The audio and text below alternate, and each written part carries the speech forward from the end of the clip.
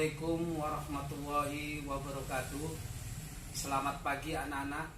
Salam sejahtera bagi kita semua. Bersama Bapak Sutrisno SSI SPDI, Guru Matematika SMP Negeri 24 Medan. Pertama-tama Bapak ingin sampaikan kepada kalian yang di rumah, tetaplah di rumah, belajar dari rumah, dan jangan pula malas belajar. Kita harus tetap semangat walaupun kondisi pandemi corona sedang melanda kita. Anak-anak, Bapak ingin mengingatkan, yang pertama, tetaplah kalian di rumah belajar. Yang kedua, jagalah kebersihan kita di rumah. Yang ketiga, sering cuci tangan dengan sabun. Yang keempat, apabila kalian keluar dari rumah, haruslah kalian memakai masker. Pada kesempatan ini Bapak akan menerangkan tentang pola bilangan, di mana kompetensi dasar dari pola bilangan ini, siswa dapat membuat generalisasi dari pola bilangan. Setelah kalian mempelajari pola bilangan ini, pengalaman belajar yang akan kalian dapat, yang pertama, mengamati pola bilangan. Yang kedua, kalian dapat menentukan suku berikutnya dari suatu pola bilangan. Anak-anak, mari kita mulai pembelajaran bab 1 pola bilangan. Yang pertama, kita akan menentukan persamaan dari suatu barisan bilangan.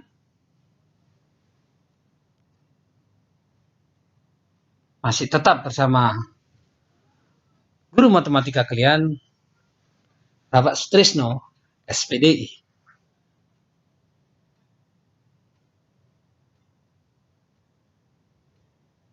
Lanjut, next.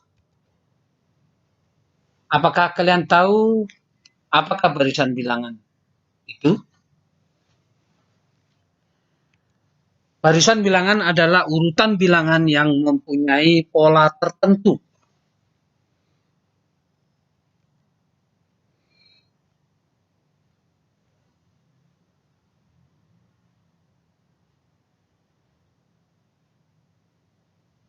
Contoh dari barisan bilangan. Yang pertama, barisan bilangan ganjil. Dimulai dari angka 1,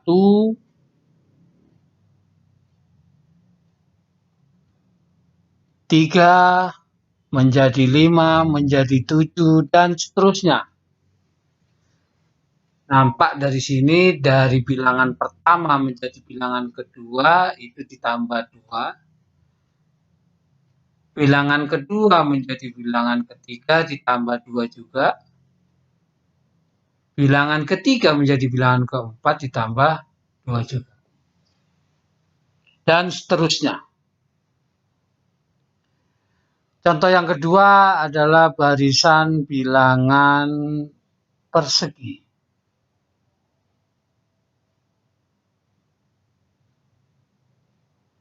Bilangan persegi ini seperti luas persegi. Dari angka 1 menjadi 4, menjadi 9, menjadi 16. Angka 1 ini dari bilangan pertama dikuadratkan, berarti 1 kuadrat. Angka 4 dari bilangan kedua dikuadratkan, berarti 2 kuadrat. Angka 9 dari 3 kuadrat. Angka 16 jadi dari 4 kuadrat. Berarti angka berikutnya adalah, karena bilangan kelima, makanya 5 kuadrat hasilnya adalah, ya bagus, 25. Bapak dengar sayup-sayup dari rumah kalian masing-masing. Berikutnya, Contoh barisan yang ketiga yaitu barisan bilangan genap. 2 jadi 4, 4 jadi 6, 6 jadi 8, dan seterusnya dan seterusnya. Bilangan genap berarti dimulai dari angka 2. Jadi 4, berarti ditambah 2, 4 ditambah 2 jadi 6, 6 tambah 2 jadi 8, dan seterusnya dan seterusnya. Yang keempat ada contoh barisan bilangan Fibonacci. Jadi penemunya namakan bilangannya Fibonacci. Jadi penemunya ini namanya Fibonacci. Makanya penemuan barisan bilangannya dinamakan barisan Fibonacci. Kalau yang menemukan Pak Sutrisno ya mungkin Bapak bilang ini barisan bilangan Sutrisno.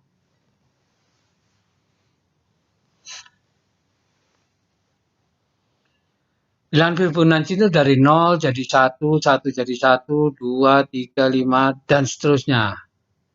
Cara ngisinya 0 jadi 1. Untuk mengisi bilangan berikutnya 1 ini dari 2 bilangan sebelumnya dijumlahkan 0 tambah 1 hasilnya 1. Untuk mengisi berikutnya 2 ini dari 2 bilangan sebelumnya dijumlahkan 1 tambah 1 jadi 2. Untuk mengisi yang ini dari 2 bilangan sebelumnya 1 tambah 2 jadi 3. Dan seterusnya dan seterusnya. Next. Bapak mempunyai sebuah contoh kasus. Tentukan 2 suku berikutnya dari barisan bilangan berikut. 3 jadi 5, jadi 7, jadi 9, dan seterusnya dan seterusnya. Kita disuruh mengisi 2 suku berikutnya. Next. Dari kasus di atas bisa kita jelaskan suku pertama itu angka 3 dari 2 kali 1 tambah 1. Suku yang kedua dari 2 kali 2 tambah 1 sama dengan 5. Suku ketiga dari 2 kali 3 ditambah 1 sama dengan 7. Suku keempat dari 2 kali 4 ditambah 1 hasilnya 9. Secara aljabar, rumus suku berikutnya dapat kita lihat dari penjelasan kasus berikut ini. 2 kali 1 tambah 1. Suku kedua 2 kali 2 tambah 1. Suku berikutnya 2 kali 3 ditambah 1. Suku berikutnya 2 kali 4 tambah 1. Nampak di sini polanya angka 2-nya tetap. Pengalinya berubah tergantung sukunya. Suku pertama jadi 1, suku kedua jadi 2, suku ketiga jadi 3, suku keempat jadi 4. Tambah satunya tetap semua. Maka dapat disimpulkan suku ke N itu menjadi 2 kali N ditambah 1. Oke. Dari pertanyaan tadi dapat kita temukan bahwasanya suku kelima itu berarti 2 kali 5 ditambah 1 sama dengan 11. Sedangkan suku ke-6 2 kali 6 tambah 1 sama dengan 13. Jadi 2 suku berikutnya adalah 11 dan 13. Paham anak-anak? Berikutnya. Jadi kesimpulannya guys, secara umum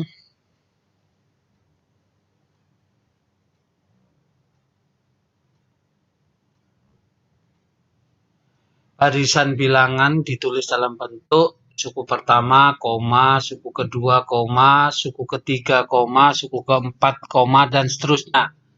Di mana suku pertama ditulis dalam bentuk U1, suku kedua U2, suku ketiga U3, suku keempat U4, dan seterusnya.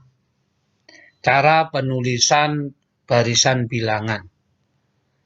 Contoh kasus yang lainnya sekarang anak-anak. Pak Sutrisno, daripada Bapak menyebut orang lain, bagus Bapak sendiri aja yang Bapak sebut, biar nggak ada yang tersinggung. Pak Sutrisno membuat beberapa desain kolam berbentuk persegi.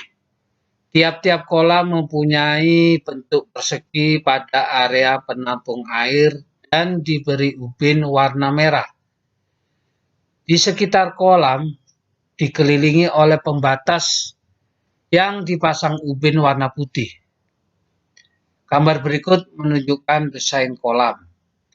Jadi anggap saja Pak Sutrisno sebagai tukang akan membuat kolam. Desain yang pertama, yang warna merah ini untuk airnya, yang warna putih pembatasnya. Pola yang kedua, lebih besar lagi dari pola pertama. Yang merah ini menampung airnya, pembatasnya yang warna putih. Pola berikutnya pasti lebih besar lagi. Yang warna merah ini adalah penampung airnya, warna putih adalah pembatasnya. Berikutnya, mari kita jawab guys. Masih semangat kan anak Bapak? Orang memang masih pagi-pagi kok. Kita lihat pola yang terbentuk dari susunan ubin tadi. Kita lihat jumlah ubin pada setiap kolam. Dari kolam yang paling kecil dulu, kolam pertama. Ubin warna merah nampak tadi 1, ubin yang warna putih nampak 8. Di mana ubin merah artinya karena dia bentuk persegi 1 kali 1. Kolam yang kedua lebih besar lagi, ubin warna merah yang di tengah-tengah. Warna merahnya ada 4, sedangkan warna putihnya ada 12. 4 dari 2 kali 2. 12 asalnya dari 8 ditambah 1 kali 4. 1 kali 4, 4 tambah 8, 12. Kolam ketiga, 3 kali 3 warna merahnya menjadi 9. Ubin putihnya dari 8 tambah 2 kali 4. 2 kali 4, 8 ditambah 8 sama dengan 16. Kalau kita gambar berikutnya, pastilah kolam yang keempat itu ubin warna merahnya jadi 16, ubin putihnya jadi 20. Kolam yang kelima, ubin warnanya 25, sedangkan ubin putih, kalau kita hitung akan menjadi 24. Sedangkan kolam yang keenam, ubin merahnya jadi 36, sedangkan ubin putihnya jadi 28.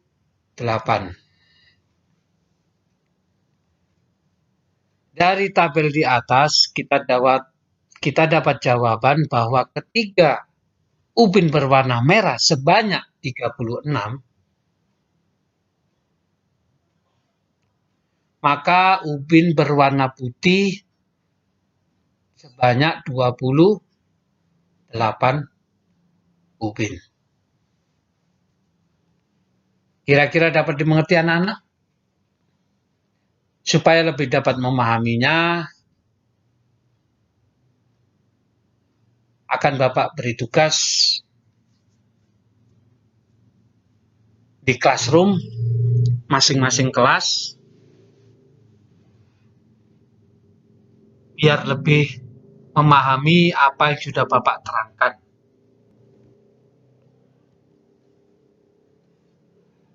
Dari pertemuan ini semoga dapat dimengerti dan dipahami siswa kelas 8 SMP Negeri 24. Waalaikumsalam warahmatullahi wabarakatuh. Bapak ucapkan terima kasih. Salam hangat dari Bapak Sutrisno, SSI SPDI, Guru Matematika SMP Negeri 24, Medan.